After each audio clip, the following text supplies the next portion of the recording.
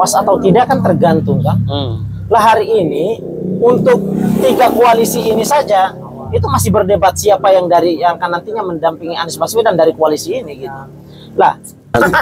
Assalamualaikum warahmatullahi wabarakatuh. Ketemu lagi dengan Beta Bung Rey di Walang Bacarita, tepatnya di bilik tamu.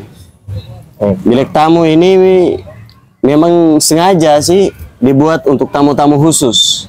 Di minggu ini kalau bola pemain utamanya masih beliau, masih Lionel Messi. Masih Messi. Belum ada pemain pengganti kawan-kawan. Ya kalau memang mau jadi pemain pengganti tergantung lobby ke owner Walang Bacarita. Gitu. Ini soal lobby aja ini. Karena memang semua butuh perjuangan. Filter itu penting. Betul. Jadi filterisasi itu penting. Bukan filter rokok ya. Bukan rokok. Begitu. Siapa yang akan jadi pemimpin itu sudah difilter oleh Tuhan. Lalu lewat usaha-usaha dia akan jadi pemimpin. Ya, betul. Di Walang Bacarita untuk menghadirkan orang duduk di bilik tamu itu butuh filter juga gitu. Oke. Gitu. Nggak sembarang lah gitu loh. Gitu. Soal mau apa yang disajikan, tugas kami adalah menyajikan aja gitu. Kalau mau dengar, kalau enggak. Tapi prinsipnya di Walang Bacarita adalah jangan melihat siapa yang sampaikan, tapi melihat, mendengar apa yang ia sampaikan. Waduh. Itu cluenya.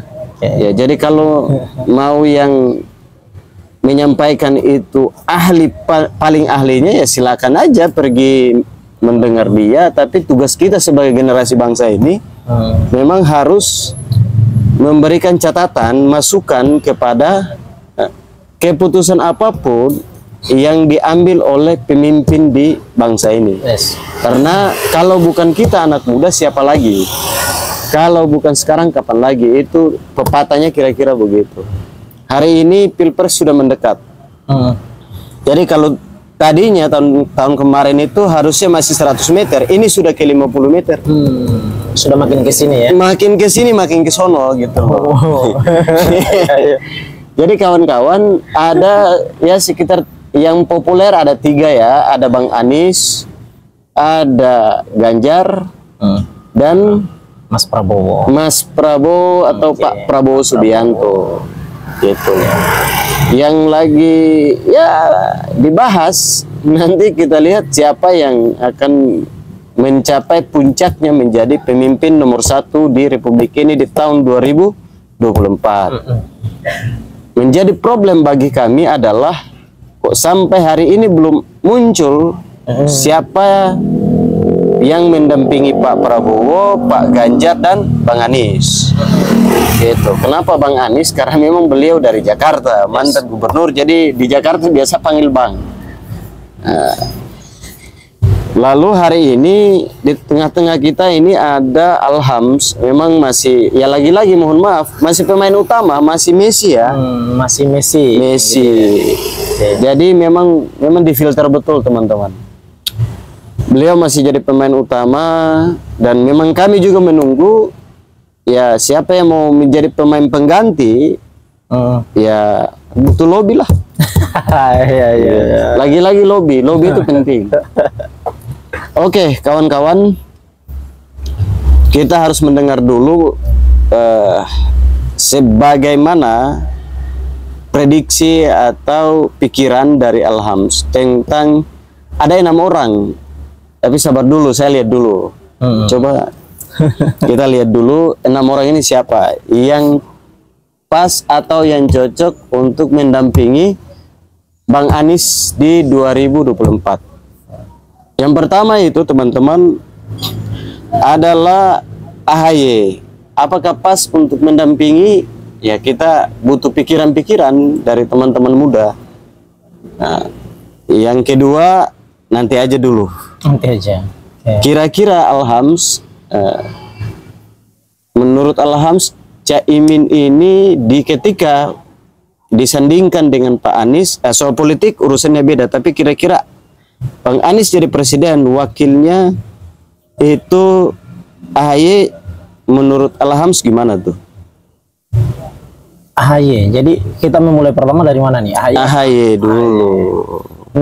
Tapi pikirannya soal Bang Anies di mata Alhams bagaimana? Oh, Anies dulu jadinya. Capresnya dulu. Capresnya dulu dong. Oke. Anies itu kan branding personnya kan adalah orang yang cerdas gitu ya. Ya kan? Beliau juga adalah seorang akademisi gitu. Beliau adalah seorang yang pernah menjadi Menteri Pendidikan di zaman Pak Jokowi di periode pertama gitu ya.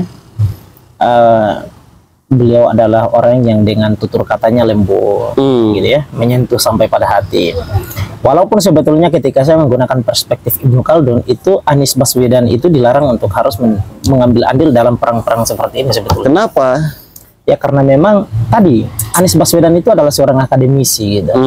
Dan akademisi ini dalam konteks bahasa Ibnu Khaldun itu Ibnu Khaldun menyematkannya itu di dalam bahasa ulama. Pernah dalam konteks sebelumnya sudah saya sampaikan bagaimana tentang penilaian terhadap Pak Mahfud MD katakan. Dia kan sama. Pak Mahfud adalah seorang guru besar yang juga merupakan bagian daripada ulama karena di dalamnya ada akademisi. Anies Baswedan-nya pun juga sama, gitu ya. Nah, beliau ini pun juga adalah merupakan bagian daripada akademisi yang itu menurut Ibnu Khaldun jangan mereka mengambil peran seperti ini karena memang peranan mereka itu ada berada pada hal-hal yang sifatnya adalah substansial yang itu tidak memandang perlu soal masalah periodisasi atau terikat dengan tahun-tahun gitu misalnya. Dia harus berada memimpin pada 5 tahun katakanlah atau berapa tahun gitu. Nah, jadi mereka ini tidaklah berada pada posisi teknis seperti itu gitu. Nah, namun karena memang hari ini sudah terlampaui gitu ya, sudah dideklarasikan oleh beberapa partai gitu. Dan beliau juga pernah di DKI. Iya, betul, beliau sudah pernah teruji sebagai pemimpin di DKI dan itu juga bisa meminimalisir potensi-potensi apa sosial yang terjadi di DKI katakanlah banjir gitu ya. Soal masalah kehidupan sosial di di DKI Jakarta itu sendiri, kemacetan dan lain seterusnya. Nah, saya kira beliau ini ya ketika berada pada DKI itu kan sudah bisa menjadi ukuran indikator apakah kemudian dia mampu untuk mengakomodir Indonesia secara menyeluruh. Saya kira beliau juga bisa gitu. Ya, mau dikatakan layak lah. Gitu. Ya, dengan begitu kan bisa terlihat lewat 3 partai yang sudah mendeklarasikan beliau untuk menjadi capres itu. Nah, begitu kira-kira kalau personnya Anies Baswedan di mata saya. Jadi kalau kita kembali lagi soal bicara teori Ibnu Khaldun, memang nggak layak dan nggak boleh beliau jadi presiden. Betul. Nah, dan itu juga kalau kita pakai di DKI sebenarnya beliau nggak usah, ya kan, nggak bisa gitu karena mudaratnya lebih banyak ketika jadi si akademisi ini menjadi pemimpin atau dia berproses selanjutnya di dunia politik. Kan jadi hancur nama besar akademisi yang cerdas dan lain sebagainya. Udahlah, ngambil fakta sejarahnya sajalah gitu. Bagaimana posisi Anies Baswedan saat Pak Jokowi itu berada pada periode pertama gitu. Itu kan bagaimana letak posisi Anies Baswedan. Anies Baswedan dipanggil oleh Pak Jokowi dipilih untuk menjadi Menteri Pendidikan. Apakah kemudian dia menghabisi masa periodisasi itu? Tidak. Yang ada adalah Anies Baswedan kemudian dituding dengan berbagai macam tudingan, ya kan? Yang dimana itu mengkerdilkan Anies Baswedan sebagai sebagai pimpinan salah satu universitas di DKI gitu kan, di Indonesia katakanlah. Nah gitu. Ini satu hal yang kita sayangkan ketika kemudian ada akademisi yang diletakkan berada pada posisi-posisi taktis seperti itu. Yang semestinya mereka itu berada pada posisi substantif. Nah, jadi ketika posisi dia soal masalah, misalnya dia adalah seorang guru besar akademisi, Menteri Pendidikan mengambil kebijakan politik berkaitan dengan pendidikan, maka dia dipanggil untuk dimintai pandangan dia, pertimbangan beliau soal masalah pendidikan. Bagaimana arah pendidikan kita 5 tahun ke depan, 10 tahun ke depan, 15 sampai dengan seterusnya dan seterusnya. Nah, mereka ini berada pada ruang-ruang substansi itu. Jadi tidak terikat ya. Ruang substansi ini kan tidak terikat dengan periodisasi, tidak terikat dengan masa tahunan katakan. Tapi mereka sepanjang hayat dan tidak selain itu juga sebenarnya dia tidak masuk pada konflik politik, terus hujat menghujat tadi. Ya, mereka dipandang mulia. mereka dipandang mulia kalau tidak masuk di ruang taktis, politik taktis gitu. Oke. Lalu sampai hari ini kan beliau sudah dideklarasikan menjadi presiden, calon presiden maksudnya. Ketika beliau ini memang sudah ke calon presiden, Indonesia ini kan butuh memang figur-figur yang harus luar biasa. Orang-orang terpilih lah akan nanti menjadi pemimpin di bangsa ini, apalagi hari satu. Baik itu adalah presidennya maupun wakilnya. Tidak bisa, jadi gini, tidak bisa dua orang ini satu jalan ke arah kanan, satu ke kiri. Betul. Atau satu ke depan, satu ke belakang. Dua-dua ini harus saling melengkapi. Gitu loh. Sejalan dan melengkapi. Jadi ketika wakil ini kan harus siap sedia dalam upaya untuk bagaimana membantu presiden, memberikan advice kepada presiden, menteri-menteri dan lain sebagainya. Jangan sampai presiden sendiri yang capek kan begitu. Ini kan problem, dan masalah dalam negeri, masalah luar negeri semuanya tertumpuk pada sang presiden ini gitu loh. Ini kan jadi problem. Maka yang terpenting adalah bagaimana wakil presiden harus betul-betul orang yang punya ketegasan, orang yang betul-betul secara politik ketika itu dia bekerja, dia ada di posisi itu, maka harusnya dia siap. Iya kan? Betul. Baik itu secara personal sampai ke jejaring-jejaring baik itu di pusat sampai ke kampung-kampung begitu, daerah. Bang Anies yang lahir dari seorang akademisi dan pengalamannya di DKI di satu periode ya. Iya, satu periode ya. Lalu memimpin DKI itu kata orang-orang bahwa memimpin DKI itu sebagai satu loncatan besar untuk menjadi presiden. Itu betul. Cuman kalau di Walang Bacarita beda lagi. Tidak ada orang memimpin DKI lalu itu dianggap dia akan jadi barometer. Itu bagi Walang Bacarita itu belum jadi barometer. Karena serumit-rumitnya DKI, sebesarnya DKI, ini tidak boleh dijadikan sebagai alasan untuk dia layak untuk jadi presiden. Kenapa? Contoh aja, kita orang Maluku ketika tinggal di Maluku, iya kan? Beda loh ketika di Jakarta. Ada orang Kalimantan ketika dia ada di Jakarta itu sangat berbeda. Dia lahir besar di Jakarta, sangat berbeda dengan ketika dia ada di Kalimantan. Ada orang Jawa ketika dia ada di Jakarta padahal satu pulau, dia cara berpikir dan aktivitas cara berpikir dia mengambil sikap itu sangat berbeda dengan ketika dia ada di kampung. Ada orang Aceh maupun Papua dan lain sebagainya. Ini Indonesia, Bapak. Betul. Indonesia. Jadi Indonesia ini memang butuh orang yang harus luar biasa juga membaca budaya dari sisi budaya, sosial, ekonomi macam-macam. Karena Indonesia ini tidak seperti Amerika, tidak seperti Eropa dan lain sebagainya. Indonesia gitu. Jadi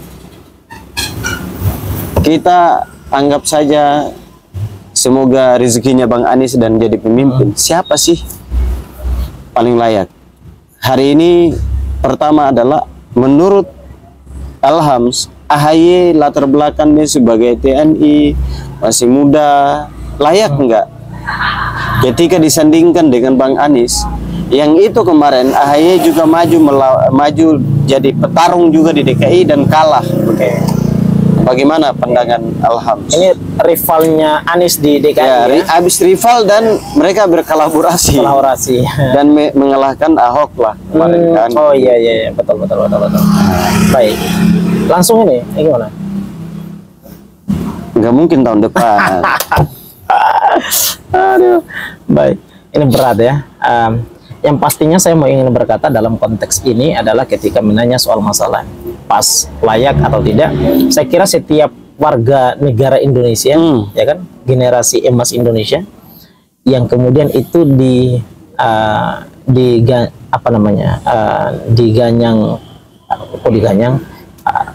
yang kemudian didorong untuk berpasangan dengan, katakanlah, atau didorong untuk maju menjadi pimpinan lah ya, cawapres, katakanlah, calon wakil presiden.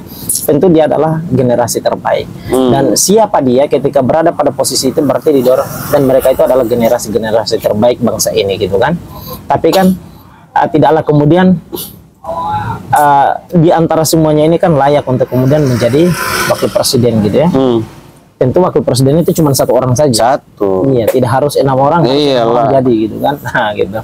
Lalu yang pertama lagi soal masalah wakil presiden. Wakil presiden itu kan posisinya bukan memberikan advice. Dia itu bukan untuk memberikan nasihat-nasihat kepada presiden. Ya enggak. Tapi minimal dalam diskusi-diskusi mengambil kebijakan. Dia itu posisinya adalah sebagai suggestions gitu. Jadi dia memberi saran-saran kepada Pak Presiden. Pak, apakah kemudian begini atau tidak?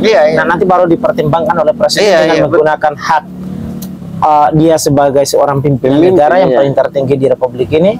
Nah, nanti baru kemudian dieksekusi atau tidak, itu adalah tergantung dari dia. Nah, AHY adalah calon wakil presiden termuda gitu kan. Di antara semua yang ada, beliau ini yang paling termuda. Ya. Saya kira di konten sebelumnya kita sudah bahas tentang bagaimana beliau ini. Beliau hari ini kemudian pimpinan partainya Demokrat gitu ya. Juga berelaborasi dengan dua partai yang ada, Nasdem dan juga dengan PKS, sama-sama menyusung Anies. Oke. Bisa saja beliau ini kemudian akan didorong dan dia tepat untuk bersama dengan Anies Baswedan, gitu ya. Tapi saya kira kan sejauh ini kan prosesnya kan masih panjang gitu ya. Sebab posisi wapres ini kan dia penentu masalahnya.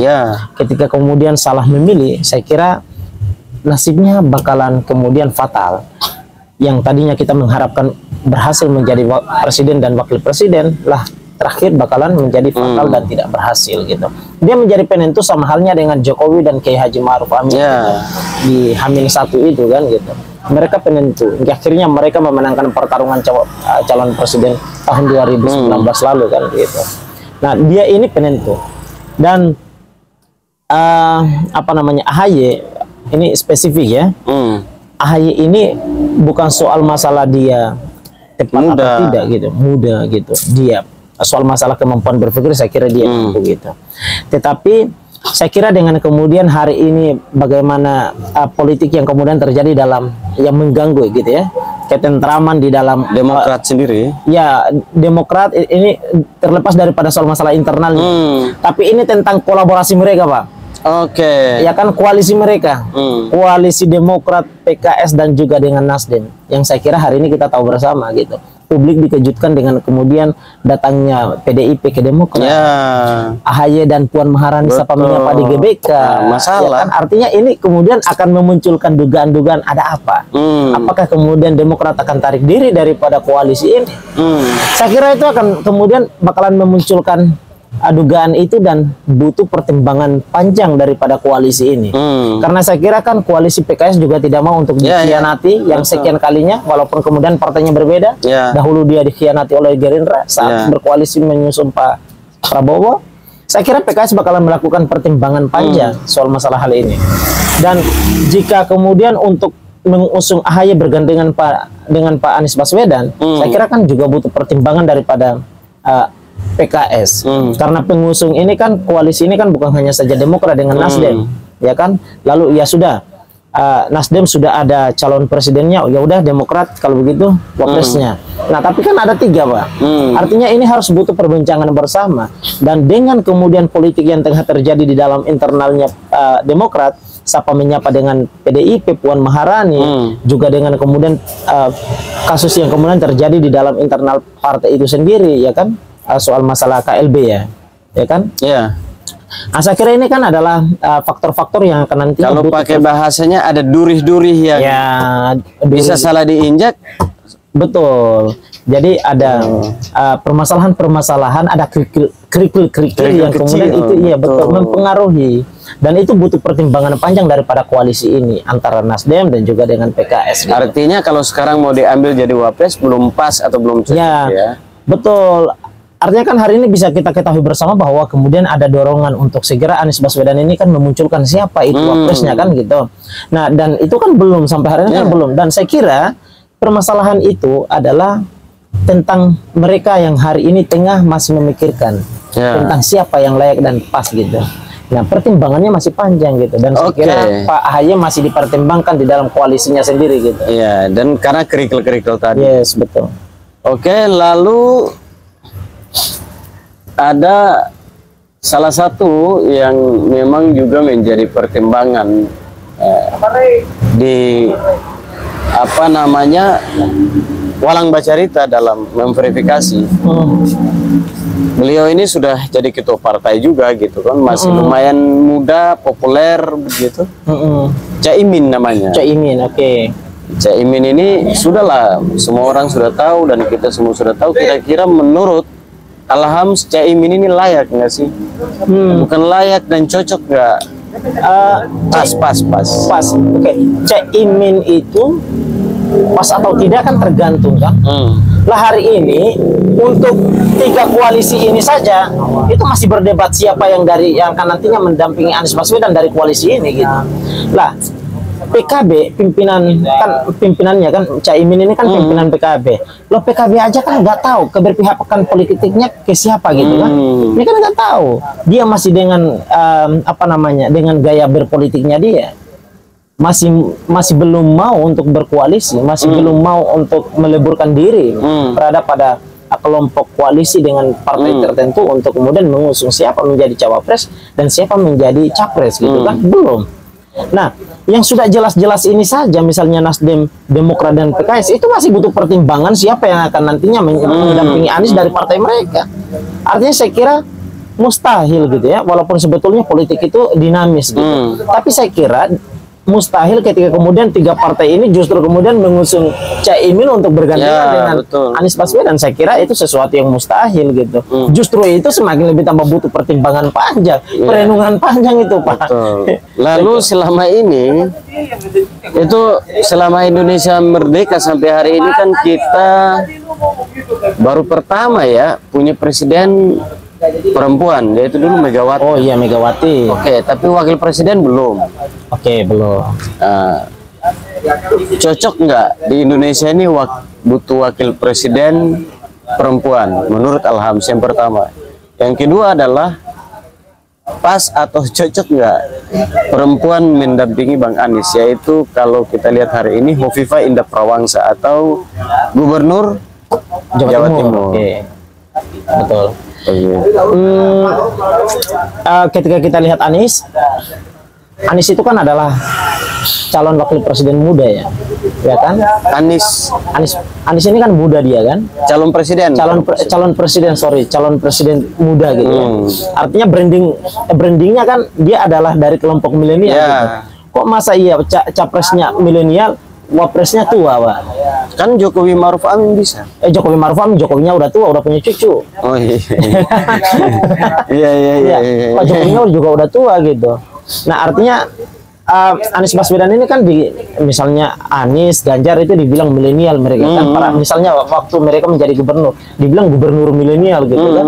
Gubernur muda-muda semua. Terutama Bang Anies sama Mas Ganjar. Ya. Itu memang versi milenialnya masih dianggap melekat pada diri mereka. Betul. Nah, jadi milenial Anies Baswedan ini, dan saya kira juga butuh perenungan panjang ketika kemudian itu dimintakan untuk Ibu Hovifah gitu ya, Gubernur Jawa Timur, untuk harus bergandengan dengan Anies Baswedan gitu. Saya kira memang butuh perenungan panjang gitu, walaupun sebetulnya jika kita lihat ya, berbasis pada politik elektoral, Hovifah ini punya basis yang besar. Misalnya Jawa Timur itu kan banyak ya, berapa puluh juta itu kan suaranya. Nah, bisa saja, tetapi kan kita lihat Indonesia ini kan bukan hanya saja tentang DKI Jakarta dan juga dengan Jawa Timur. Dari Sabang hingga sampai dengan Merauke. dari Aceh hingga sampai dengan Papua. Artinya ini luasnya Indonesia, dan kita lihat karena tadi wakil itu penentu masalahnya.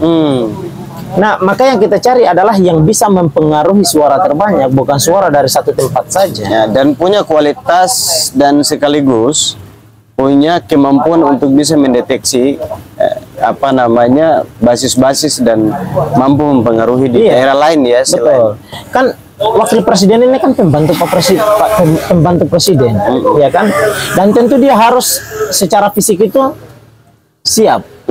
Fisik dan pikiran juga. Fisik dan pikiran, walaupun Bu Khofifah juga mampu. Ya, tapi betul. kan kita juga bisa ukur gitu kan, Bu Khofifah hari ini sudah usia berapa, walaupun calon presiden dan wakil presiden usianya itu di atas 40 tahunan ke atas gitu ya. Tapi kan saya kira ini kan soal masalah imun juga masalahnya kan. Pusing juga Bu Khofifah kalau keliling Indonesia. Kita juga perempuan lagi. Apalagi menurut Al-Hams di Indonesia jangan sampai nasibnya kayak Pak Kiai Ma'ruf Amin gitu. Ya kan, yang mestinya dibutuhkan untuk keliling malah justru kemudian diam-diam baik. Kita nggak tahu di mana ini Pak Kiai Ma'ruf Amin kan. Saya mau tanya Bung Rey, tahu nggak posisinya sekarang ini di mana? Nggak tahu juga. Itu dia, kita cuma nanti lihat di YouTube, ngisi buka acara di sini di situ, itu pun nggak bisa dipaksakan lagi, kasihan kan. Itu dia. Pak Kiai ini sudah tua begitu kan. Harusnya ya udah main sama cucu di rumah begitu kan. Jadi cuma politik kita ini saya lihat kayaknya agak kasar nih. Betul. Jadi yang tentu yang pertama dipertimbangkan adalah dari partai koalisi dulu gitu. Ya kan, sejauh ini kan kita belum mengetahui tentang bagaimana hasil perbincangan dari partai koalisi ini kan, Nasdem, Demokrat dan PKS. Artinya kalau Khofifah agak berat ya. Ya agak berat karena memang dia Khofifah partainya apa? Iya. PKB ya. Iya. Nah, lalu kalau dilihat secara personal dengan menjabat sebagai gubernur ini juga tidak mampu mempengaruhi basis-basis yang lain ya, atau dia tidak sih. Betul. Jadi yang pastinya adalah kita menantikan hasil perbincangan penentu siapa yang akan nantinya menjadi cawapres dari untuk mendampingi Anies Baswedan dari 3 partai ini kan, partai koalisi ini gitu. Jadi saya kira Khofifah, Caimin di luar daripada koalisi ini butuh perenungan panjang masalahnya.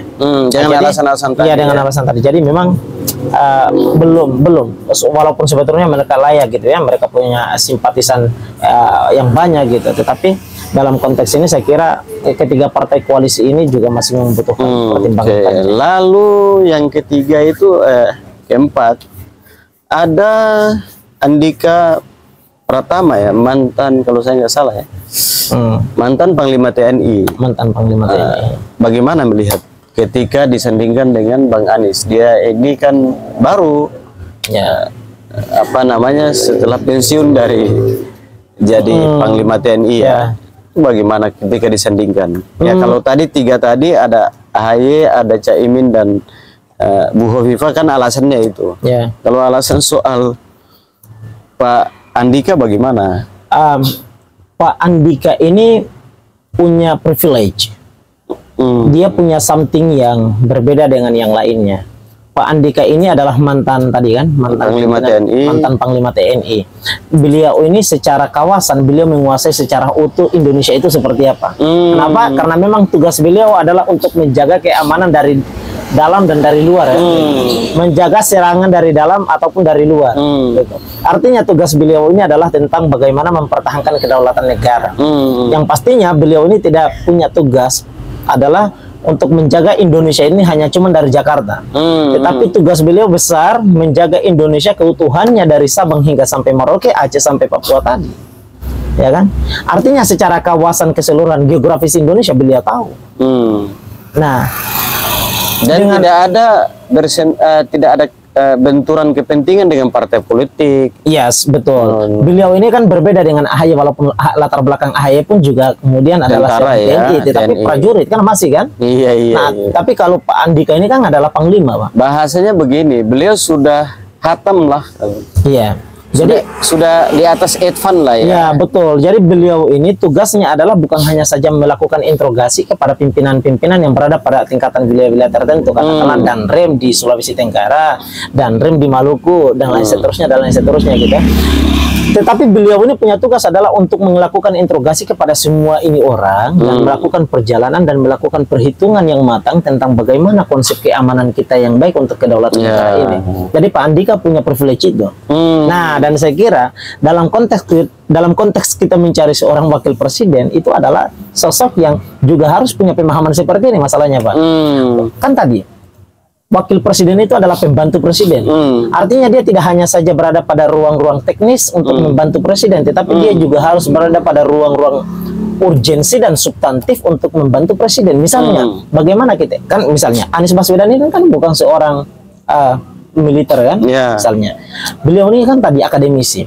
Saya menjamin bahwa dan saya bisa berani berkata bahwa Pak Anies Baswedan secara keseluruhan Indonesia ini beliau tidak paham tentang geografis Indonesia. Betul. Gitu kan? Maka kekurangan pemahaman beliau secara teori iya. Oke, dia baca, tetapi tentang bagaimana praktek, strategi. Saya kira Buru Selatan untuk Pak Anies Baswedan dia nggak tahu. Apalagi SBT. Apalagi Eva. Tapi kalau Pak Andika itu pasti. Ya tahu, karena memang tugas beliau itu menjaga keamanan Indonesia itu dari dalam dan dari luar. Dan beliau ini melakukan traveling gitu ya. Traveling beliau ini soal masalah keamanan, Pak. Traveling keamanan. Iya, traveling keamanan. Itu mengelilingi Indonesia. Betul. Dan saya kira Pak Andika kan itu tadi. Makanya saya sebutkan Pak Andika punya privilege adalah pemahaman geografis Indonesia. Oke, artinya jadi saya sambungkan dulu biar tidak putus dan saya tidak lupa. Jadi karena misalnya Pak Anies Baswedan ini adalah seorang akademisi, secara teori dia tahu tentang geografi Indonesia, tentang bagaimana letaknya kita bisa lihat di peta gitu. Tetapi secara faktanya beliau belum mengetahui tentang letak posisi dan lain seterusnya kan. Maka kekurangan Pak Anies Baswedan ini kan juga bisa ditutupi dengan sosok yang punya pemahaman lebih gitu. Misalnya Pak Andika. Jadi ketika mencari kecocokan, saya kira Pak Andika juga sama karena memang wakil presiden dan presiden punya tugas adalah tentang bagaimana melakukan dan berpikir tentang konsep yang matang tentang bagaimana menyusun security system atas negara itu, karena negara itu yang paling terpenting adalah tentang kedaulatan negaranya. Kan gitu. Nah, ketika itu bisa terfikirkan, maka saya kira menteri dan lain seterusnya itu kan soal masalah hal teknis, itu politis lah. Ya, teknis lah ya. Oke, artinya menurut Alhams, Pak Andika pas atau cocok ya kalau disandingkan dengan tadi kecocokan, berarti Pak Andika juga cocok karena Pak Andika punya pemahaman geografis Indonesia. Dari AHY, Caimin dan Hovifah sampai ke Pak Andika, yang paling cocok itu untuk pas bersanding dengan Bang Anies lebih cocok atau lebih pas Andika daripada tiga Andika, tadi. Yes. Dengan pertimbangan itu kawan-kawan. Jadi memang tugas kita lah menyampaikan aja soal diterima dan gak terima, tapi kita menjalankan tugas. Ini pendapat kita sekaligus kita menjalankan tugas sebagai generasi bangsa. Betul. Jangan cuma kita berkoar-koar, kita mengkritik, tapi kalau ketika kita tidak kasih masukan kan itu kurang ajar juga terhadap bangsa dan negara. Ngapain lo punya KTP Indonesia? Apalagi kita bicara misalnya tadi ini tentang keamanan negara, itu penting masalahnya. Penting, anak muda itu dibutuhkan. Pikirannya, soal pikiran pendapat itu tidak diterima, urusannya beda lagi. Oke, kita kembali ke Jawa Barat. Jawa Barat, wow. Ada sosok arsitek, ya kan? Bagaimana melihat itu, Bang Ridwan Kamil? Ridwan Kamil, Ridwan Kamil punya privilege juga, arsitek dia. Tapi kalau arsiteknya beliau itu buat bisnis saja. Ridwan Kamil ini juga sama gitu ya. Artinya tadi misalnya beliau ini sama dengan Khofifah gitu. Ketika bicara tentang politik elektoral, mereka ini punya simpatisan yang besar. Mereka berada pada pimpinan-pimpinan, mereka sebagai pimpinan-pimpinan di wilayah yang besar gitu ya. Jawa Timur besar, Jawa Barat juga besar suaranya gitu. Artinya secara elektoral untuk bisa mempengaruhi itu kan besar. Nah, tapi kan tadi lagi-lagi saya mau ingin tekankan bahwa kita tidak hanya mencari pada sebatas pada wilayah itu saja gitu ya. Tapi kita mau ingin mencari dalam skala yang lebih luas. Dalam konteks ini mungkin saja barangkali dalam bahasa kita nasional. Karena nasional berarti itu include dari Sabang hingga sampai Merauke kan tadi. Itulah nasional. kita tidak hanya saja bicara tentang Jawa Barat. Nah, namun dalam konteks ini menyoal soal masalah Pak Ridwan Kamil. Pak Ridwan Kamil ini partainya apa beliau ini? Sekarang di Golkar. Sekarang kalau nggak salah ya. Sekarang di Golkar. Berarti kalau dia adalah kader Golkar, berarti dia harus taat dan patuh kepada Erlangga Hartarto. iya, fatwa Golkar itu sendiri kan. Karena Golkar itu kan masih mempercaya Pak Erlangga untuk maju sebagai calon presiden. Artinya kalau dia adalah kader Golkar, mohon maaf, Anda jangan melampaui. Berarti kita cukupin dulu ya. Ya, jadi terbatas kita bicara soal masalah Pak Ridwan Kamil daripada pas atau tidak. Tapi dia ini adalah kader Golkar yang dia itu dibatasi dengan gerakan dia untuk harus mencalonkan diri karena pimpinan tertingginya dalam partai juga dicalonkan untuk calon. Nah. Ini Bang, jadi kalau ngomongin Pak Ridwan Kamil ini pendek-pendek aja ya. Karena Bang Ridwan Kamil ini sudah bagus. Ya tapi Pak Ridwan Kamil ini saya respect banget karena memang karyanya bagus-bagus. Karyanya bagus. Iya, artinya beliau kalau jadi wakil presiden cocok. Tapi kalau masuk di Golkar, ini masalah. Harus taat dan tertib. Karena jadi pemimpin itu harus taat, tertib dan tidak mengalami penyakit namanya apa tadi? Kudis. Kurang disiplin. Maksudnya, maka memang Pak Ridwan Kamil ya harus disiplin kepada ketua partai ya. Dan saya kira Pak Ridwan Kamil pun juga tidak akan melampaui hal itu. Betul. Oke teman-teman, yang terakhir tadi dari 5 satu yang cocok, yaitu Pak Andika. Yang terakhir ini Pak Listio Sigit. Pak Kapolri menurut Alhams. Tadi dari AHY, ada Caimin, ada Hovifa, ada Ridwan Kamil, ada Andika. Iya kan? Terakhir ini Pak Listio Sigit ini menurut Alhams cocok atau layak nggak kira-kira ketika disandingkan dengan kalau Andika tadi kan dari sisi militer, kalau militer tapi apa tentara ya, Kalau Pak Listio dari kepolisian. Nah ini bagaimana melihat layak atau cocok nggak atau pas nggak kalau bahasa apa namanya walang bacarita itu pas nggak ketika seorang Listio Sigit dipasangkan dengan seorang Anies Baswedan? Ya, oke. Saya butuh perenungan panjang ini ceritanya karena memang seolah-olah kita dibenturkan dengan beberapa pilihan yang saya kira itu semuanya punya potensi yang baik semua gitu ya. Apalagi misalnya kita mau ingin cari dari kalangan militer katakan. Nah ada Pak Andika dan juga ada Pak Listio katakan. Nah ini mereka semua adalah para pimpinan gitu. Artinya begini, ada dua ya, taruhlah ada dua ini. Pasti kan ada 6 tadi dan taruhlah 2 atau 3 yang menurut Alhams dan dari diskusi ini kita sepakati 3 orang. Dari 3 orang ini yang kita kasih masukan ya minimal ada 2 atau ada 3 yang memang itu jadi pertimbangan utama. Masing-masing punya kelebihan dan kekurangan. Nah, dari 4-5 tadi sudah selesai. Kalau Pak Listio ya pasti punya kekurangan dan kelebihan. Yes, betul. Jadi tadi cuman maksudnya gini, Pak Andika dan Pak Listio ini adalah dua-duanya adalah sama pimpinan militer gitu ya. Satunya di TNI dan satunya di Polri. Mereka punya kecakapan di dalam soal masalah keamanan. Walaupun sebetulnya Pak Listio itu punya keterbatasan. Ini dari aspek keamanan ya. Pak Listio itu punya keterbatasan. Dia hanya bisa saja mengatur keamanan dari dalam negeri saja. Dia tidak bisa keluar gitu ya. Karena itu adalah kewenangannya Pak Andika.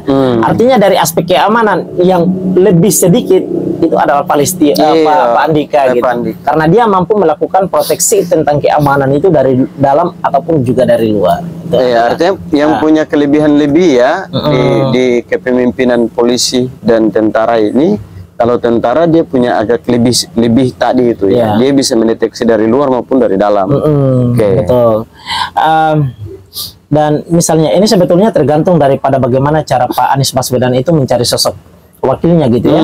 Apakah kemudian dia mau mencari wakil untuk memperkuat keamanan gitu ya, ataukah kemudian mencari yang sebatas pada misalnya kalangan sipil juga katakanlah gitu ya.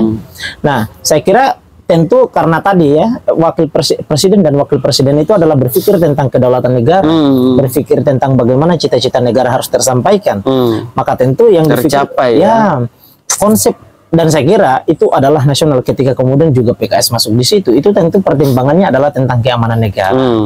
Dan tentu ketika keamanan negara berarti tentu ini misalnya tadi kita lihat daripada kepantasan daripada wakil-wakil yang ada gitu ya, bakal calon yang ada, misalnya ada Pak Andika, ada Pak Listio, dan misalnya kita tarik sajalah gitu misalnya Pak Andika dan Pak Listio gitu.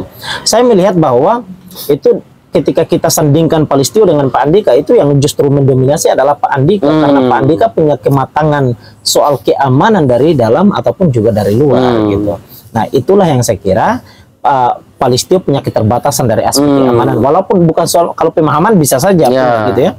Tapi ini soal masalah itu tentu dari aspek yang lain, misalnya kemampuan memahami soal masalah kawasan dan sebagainya, geografis. Saya kira ada kelebihan dan kekurangan di situ. Dan, saya kira dalam konteks ini kan Pak Andika jauh lebih mendominasi gitu. Jadi di antara semuanya saya melakukan filterisasi atas pribadi saya sendiri gitu ya. Saya melakukan filterisasi atas 6 yang ada secara pribadi gitu. Saya menemukan bahwa Pak Andika itu jauh lebih di atas. Ya, karena memang kita mencarinya itu untuk memperkuat keamanan gitu.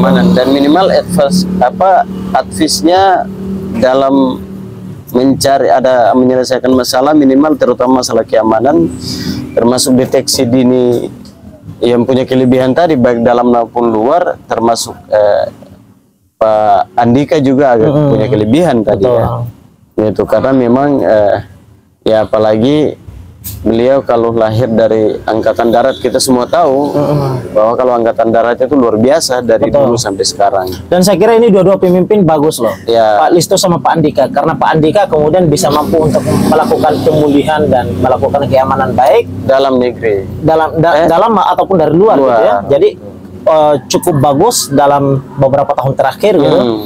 Juga dengan Pak Listio. Pak Listio dengan konsep presisinya kan bisa kemudian sedikit memperbaiki internal internal Polri itu sendiri gitu. Dan saya kira tugas Pak Listio belum berakhir masalahnya. Presisi belum secara utuh teraplikasi di seluruh gitu misalnya ya.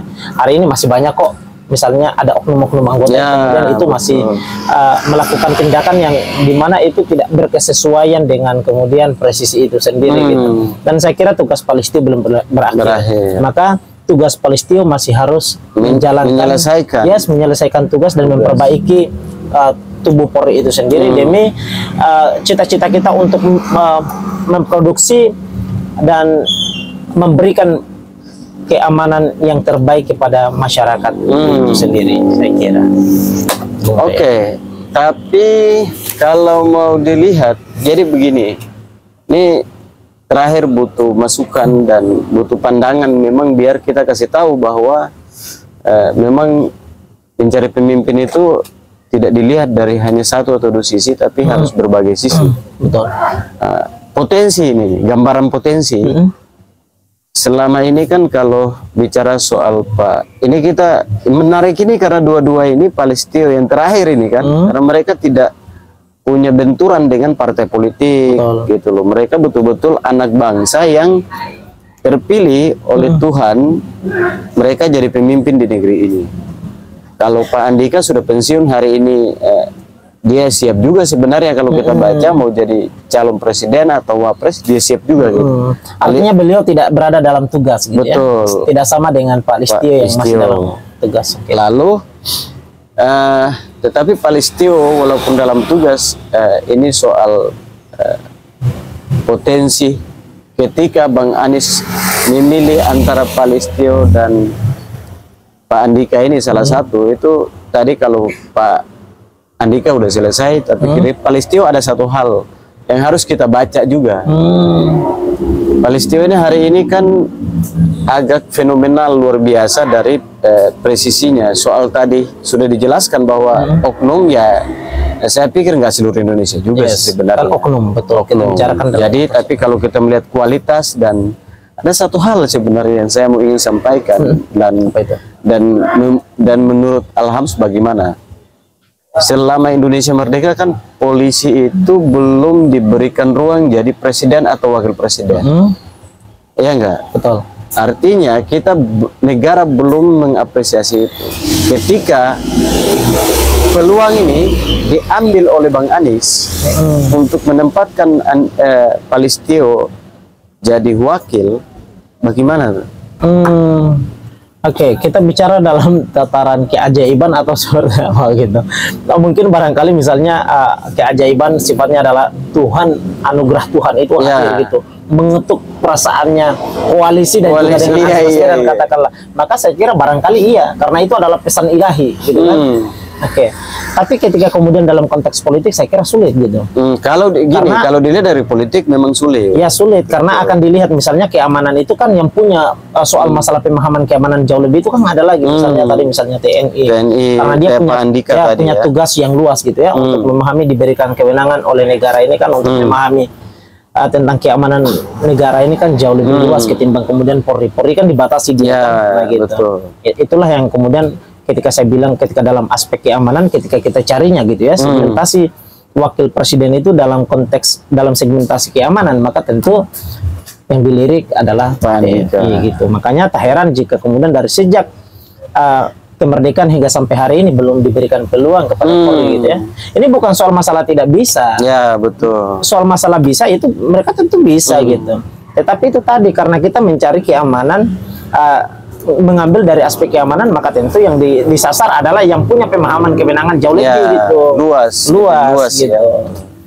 Ya. Oke. Tapi kalau secara politik ketika diambil jadi wakil presiden soal tadi apresiasi negara terhadap Polri ini dampaknya bagaimana? Anggap aja kita tidak berpikir soal politiknya, tapi soal personal dan gerbong besar ini ketika diambil, oke, polisi independen, tapi kan ini bukan soal namanya politik ini kan orang bisa-bisa saja, atau kayak Pak Andika jadi juga pasti tentara juga ya bisa-bisa juga bekerja secara kan ya udah rahasia umum kan begitu.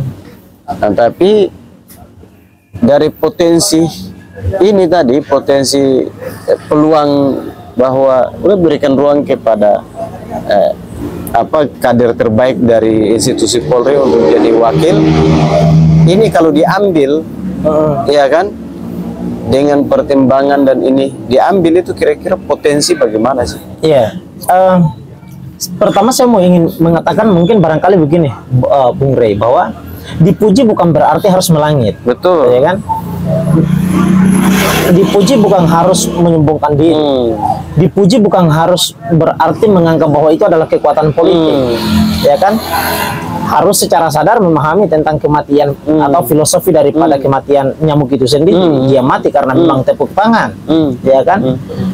Artinya ini spesifikasinya adalah untuk Polri ini gitu, karena memang dia betul-betul diberikan kewenangan oleh negara untuk kemudian mengatur tentang kedamaian dan memberikan perlindungan keamanan kepada masyarakat, katakanlah gitu ya. Maka tentu adalah tugas dia ketika dia dipuji adalah harus selalu melakukan perbaikan, betul. Bukan saat dipuji lalu bangga diri, saya ini adalah kekuatan politik saya manfaatkan ruang politik yang ada untuk fight gitu misalnya. Jangan gitu. Dan saya kira itu adalah keliru dalam konteks bacaan politik gitu. Karena ketika punya pujian dalam konteks keamanan dalam negeri berarti harus dijadikan sebagai bentuk bagian daripada kekuatan politik. Karena itu adalah bagian daripada menjalankan tugas masalahnya. Kan digaji oleh negara. Iya, dan kewajiban menjalankan kan gini, dia punya tugas untuk menjadi seorang Kapolri adalah untuk melakukan perbaikan dan memberikan perlindungan baik kepada negara, kepada masyarakat. Betul. Gitu kan. Itu kan tugas utamanya dia. Maka ketika dia berhasil menjalankan ini bukan berarti harus dia dipuji. Bukan berarti dia harus sombong, bukan berarti dia harus menjadikannya sebagai kekuatan politik karena sudah berhasil menjalankan ini. Jangan, itu adalah kewajiban. Sama halnya begini. Saya adalah umat muslim, kewajiban saya dalam sebagai seorang muslim adalah menjalankan sholat. Ibadah. Betul. Apakah kemudian sholat yang setiap hari saya lakoni, 5 waktu yang setiap hari saya lakukan, apakah harus saya jadikan dan saya bangga diri sebagai bagian daripada, misalnya saya bangga atas hal itu? Apakah harus saya jadikan itu sebagai kekuatan politik? Kan tidak. Kenapa? Karena itu adalah kewajiban. Sombong saja tidak boleh, karena itu adalah kewajiban. Kewajiban ente adalah kewajiban, jalankan itu dan tidak boleh sombongkan diri atas hal itu. Oke, kan begitu saya kira. Berarti dari AHY, Caimin 2 ya, Hovifah, Ridwan Kamil, Andika dan Palistio. Memang untuk bisa punya kans lebih ya untuk mendampingi Bang Anies ketika mau diambil. Ini kan kita diskusi. Betul. Soal mau diterima atau nggak diterima, namanya masukan. Betul. Itu. Yang punya kans lebih dari 6 orang ini hanya 1 ya. Namanya Pak Andika. Karena kalau misalnya semuanya diuji nih soal masalah pemahaman wawasan kawasan gitu ya, kawasan itu memang geografis, itu yang mendominasi itu adalah Pak Andika. Karena memang tugas kita semua tahu bahwa tugasnya TNI itu memang mereka, apalagi Angkatan Darat, mereka luar biasa sebenarnya. Selama ini kita lihat kerja-kerja, walaupun di Orde Baru itu kita belum ngerti. Dan ini Pak Andika ini hati-hati loh, Panglima TNI loh. Yang memimpin Angkatan Laut, Angkatan Udara dan juga Angkatan Darat. Ya kan, artinya semua kawasan ini dia punya pemahamannya, Pak. Dia punya itu semua. Oke, kawan-kawan, itu adalah hasil diskusi dan verifikasi dan masukan. Kita bukan koalisinya Bang Anies atau koalisi partai ya. Betul. Tapi sebagai generasi bangsa ini, tanggung jawab kami adalah memberikan masukan terhadap proses perjalanan politik, ekonomi, sosial, budaya. Soal mau diterima dan tidak, ya orang urus. Bahasa buruh itu. Jadi semoga ini menjadi catatan dan semoga sampai di tangan Bang Anies. Jadi teman-teman yang kalau nonton video ini silakan sampaikan, kalau kenal dengan Bang Anies atau timnya, sampaikan aja bahwa ini adalah masukan-masukan dari anak bangsa.